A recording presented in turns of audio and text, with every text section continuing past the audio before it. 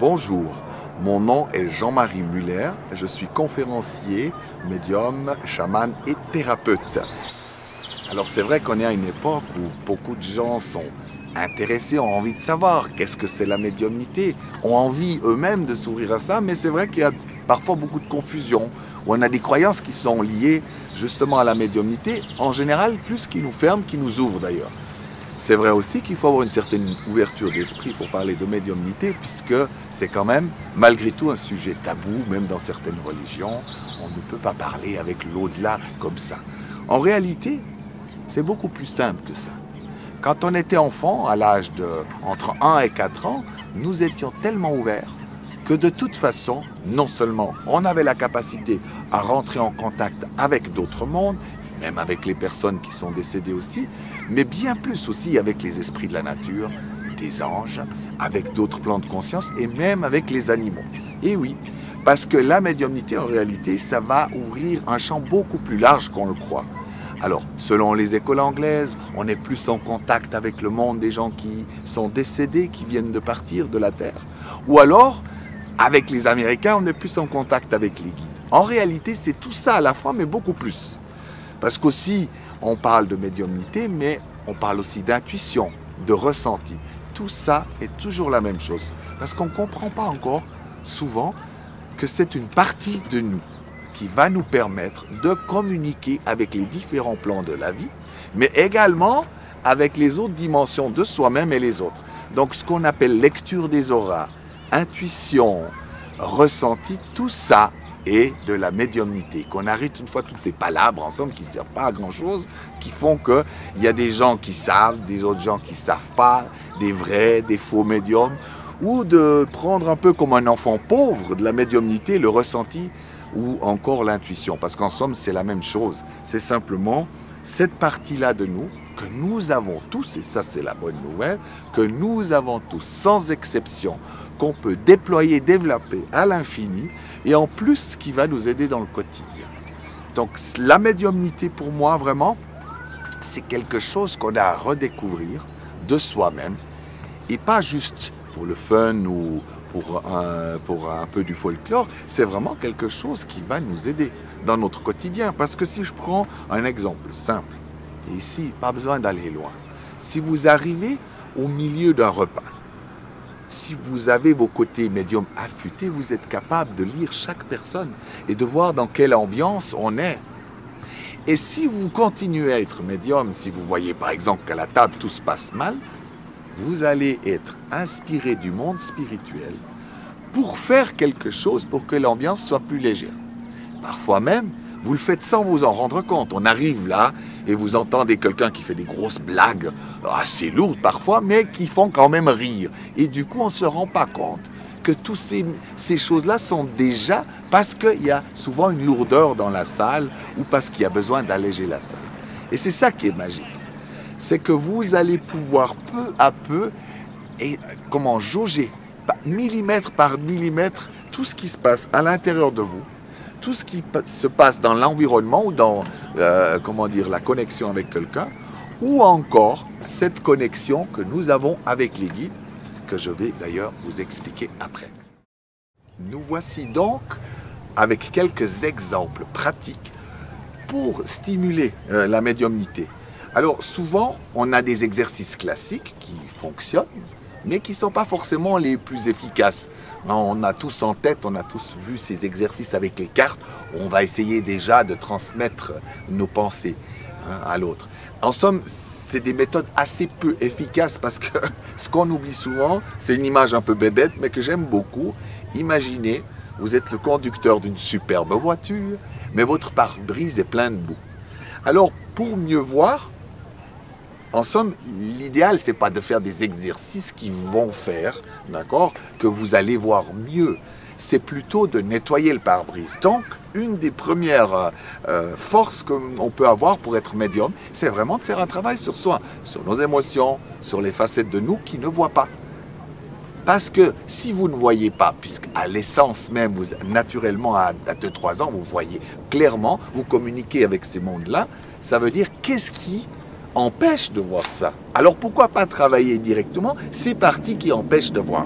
Ça, c'est la première chose. Après, pour établir un contact, moi j'ai souvent des gens, ouais, chez moi ça marche pas trop.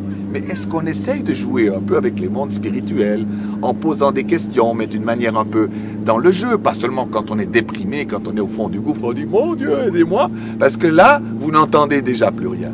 Mais quand vous êtes bien, vous pouvez, avant d'aller au lit, dire, tiens, vous dites par exemple à vos guides, voilà, donnez-moi une réponse par exemple, mais sur un sujet qui ne vous touche pas d'abord, parce que comme ça c'est plus simple.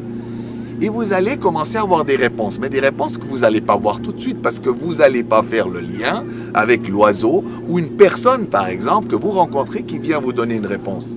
Parce que votre ego va annihiler ça comme... Si c'est un ami qui vient vous donner une réponse, c'est pas un guide. Et bien c'est là où vous vous trompez, parce que les guides, ils peuvent passer à travers les objets, à travers chaque situation de votre vie, à travers votre cerveau, à travers de la petite fille qui est là-bas, qui est en train de jouer.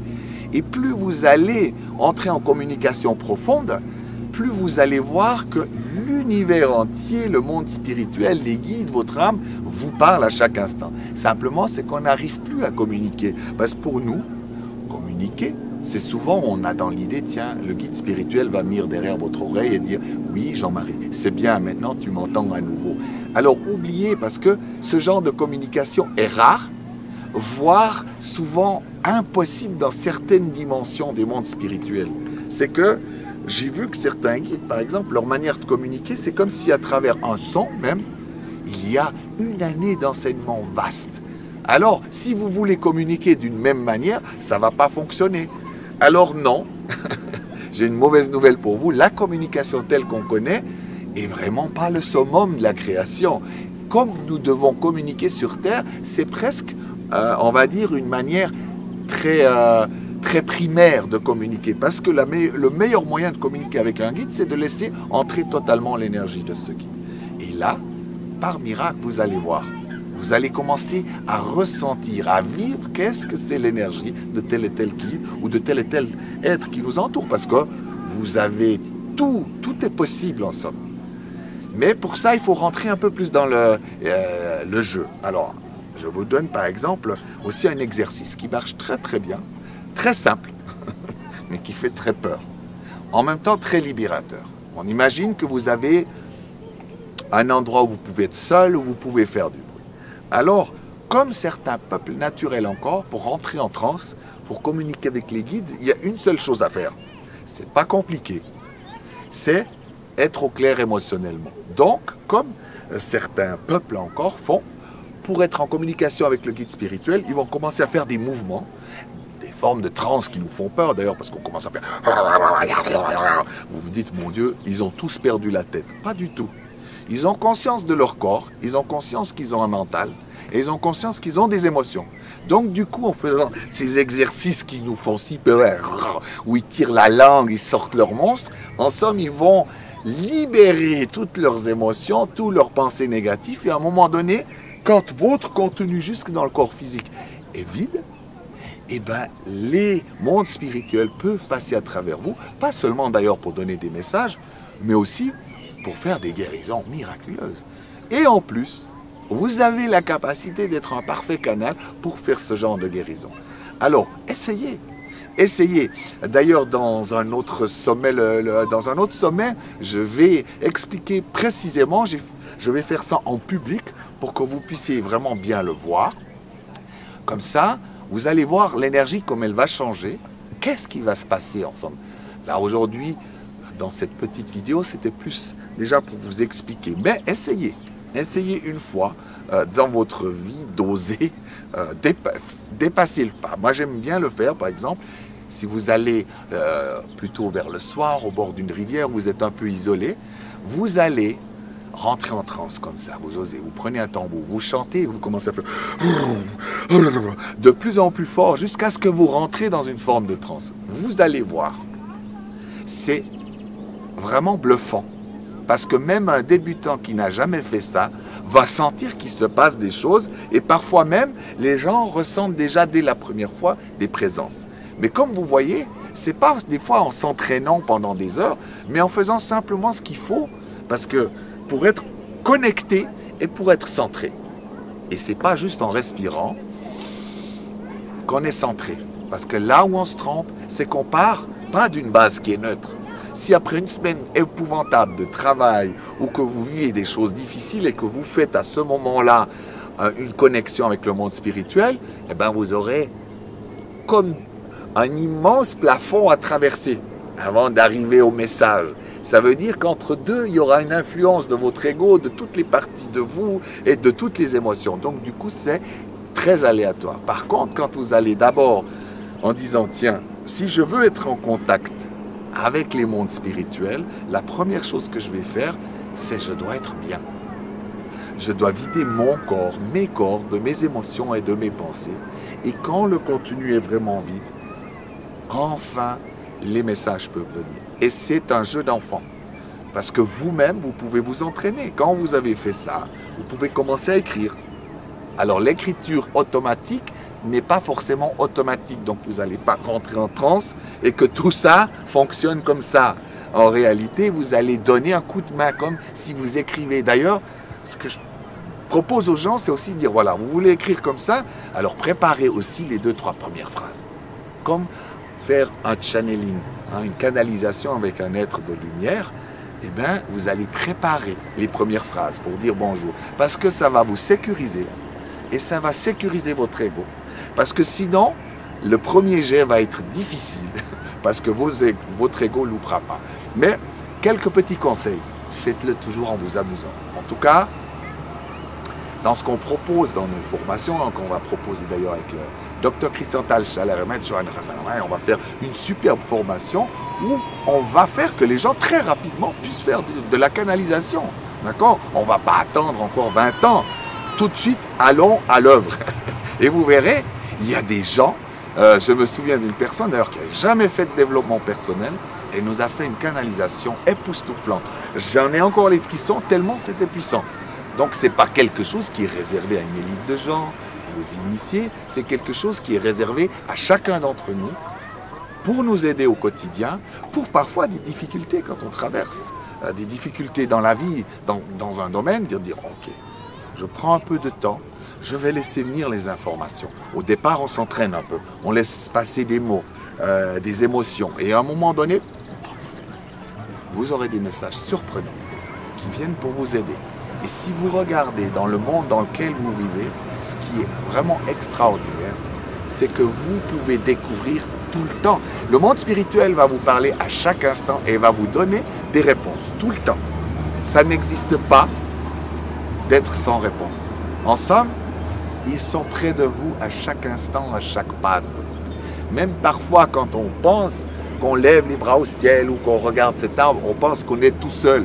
Mais non, même vos mains, même votre corps est tout d'un coup inspiré par les mondes spirituels. Donc vous voyez, ce que je suis en train de vous enseigner là, toutes ces techniques, cette capacité que nous avons tous, c'est vraiment normalement quelque chose d'inné.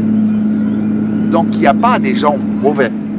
Pour moi, il n'y a que des gens qui savent et qui sont médiums simplement. Et il y a des gens de toutes les couleurs. Il y a des gens qui seront un peu meilleurs dans ce domaine, d'autres meilleurs. Bref, il y a place pour tout le monde et pour des bons médiums. Il n'y a que des bons médiums. C'est ça qu'on ne nous a pas appris, je pense, vraiment à l'école et qui est important.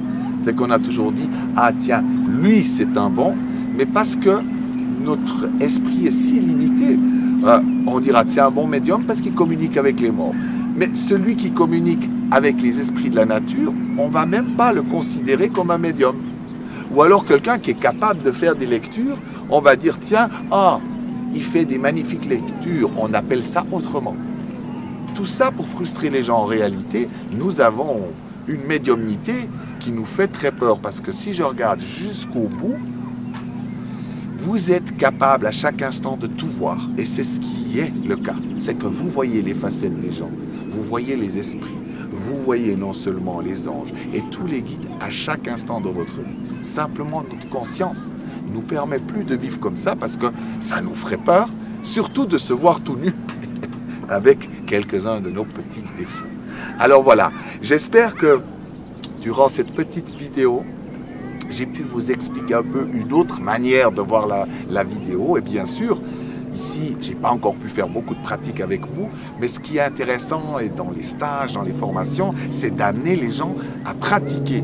Et après et avant les stages aussi, il faut pratiquer, il faut oser traverser les choses. Et bien sûr, une des clés, c'est aussi de pouvoir aller dans le monde de l'émotion qui va ouvrir les portes de la médiumnité. À bientôt, au plaisir de vous rencontrer.